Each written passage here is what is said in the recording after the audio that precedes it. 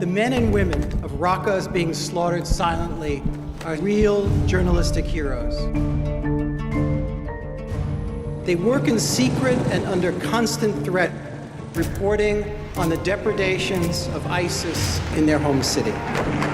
Some have fled in fear for their own lives. Even in exile, they are in no way safe.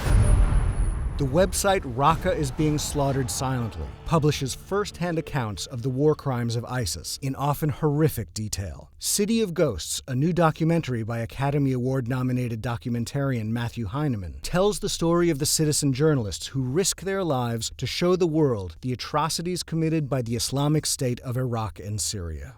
After ISIS took over the city, there really was not any information going in or information going out. There were no Western journalists there. They would be killed instantly. And so, this group really provided a service to the world to help understand the atrocities that were being committed in their hometown, which just happened to be, the capital of the Islamic State. Basically, we were working in two groups. So the first group is operating Raqqa, and there are 17 colleagues, and we are almost 10 outside. So the first group, our team in Raqqa, they take photos, videos, they send us news information, and they send it to the second team outside, and the second team publish it online on social media on our website. And in the same time, we smuggle information in, because Raqqa is cut off from the entire world. There's no satellites, no TV, mostly there are no internet. So we spread a magazine inside Raqqa city. So our magazine has the same cover of ISIS magazine to reach out the largest number of audience. So it's a main tool to educate the people about the ideology of ISIS, about the risk of ISIS. I think one of the remarkable things about the group is that these guys didn't have to do this. They didn't have to become a citizen journalist. They're all studying to be doctors and lawyers and scientists, but they chose to do this. This choice came with enormous consequences. يلي هو جهاز انترنت فضائي اللي ممكن داعش انه تلقط الاشارات تبعه عن طريق سيارات. كان لازم نسلط الضوء على مدينة ووقتها بالحقيقية بيننا وبين داعش. بينشر صور على الانترنت بأسمائنا وصور مأخوذة من شوارع بيوتنا. أنا والد المدعو حمود محمد الموسى. هنا إنه عدموا والدنا وأخونا مشان نوقف، نحن راح نكمل. أوعدك راح نكمل. I don't want to shy away from the violence. I don't want to shy away from the reality, the horror, the fear that the citizens of Raqqa live with every single day. On the other hand, I didn't want people in theaters to sort of run out because it was so extreme. And so, very much try to walk that tightrope. But again, I don't think it would do justice to the story, to the group, to all that they've been through, to shy away from this violence. And I think it's it was important to show, to help people empathize for what they live with every single day. For sure, to watch your colleagues or your family members, your relatives are getting killed. It's something not easy, and especially I was with my colleague who watched the video, the execution video of his father.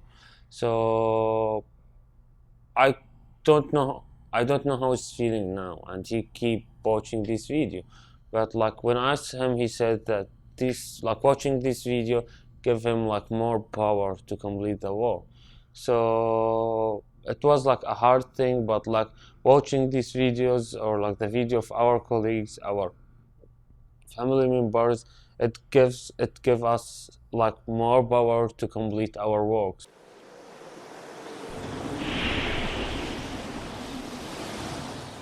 التنظيم أول ما بلش بمدينة الرقة كان يوزع إصداراته بسيديات داخل المدينة.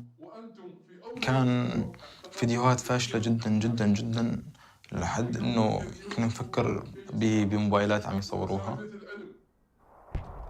حاول التنظيم، هو التنظيم بشكل كامل بيشتغل على الإعلام أكثر من السلاح. فأي فيديو صار ينتجه بعد سيطرت على مدينة الرقة هو فيديو احترافي لجذب المناصرين له جنتهم.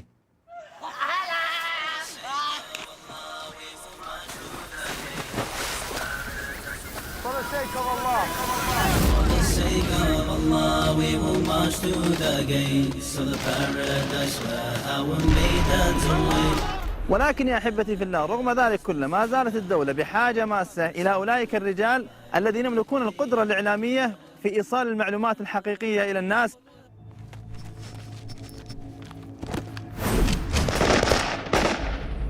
إصداراتها الضخمة تستخدم تأثيرات هوليودية تنافس الأفلام الكبيرة بميزانيات عالية.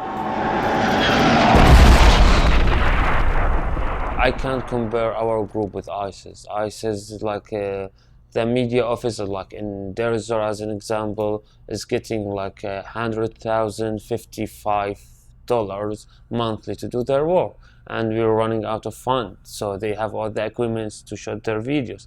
And we're working with like simple equipment. So first we can compare both sides, and then, but even without all these fund, even experience, we were able like to make a change.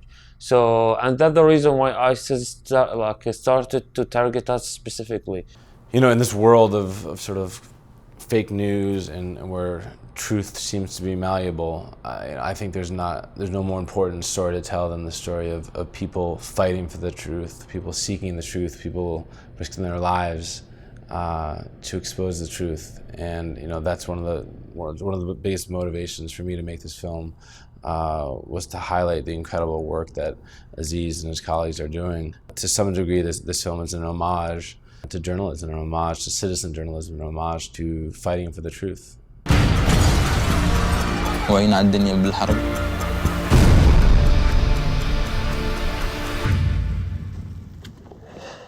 Either we will win or they will kill all of us.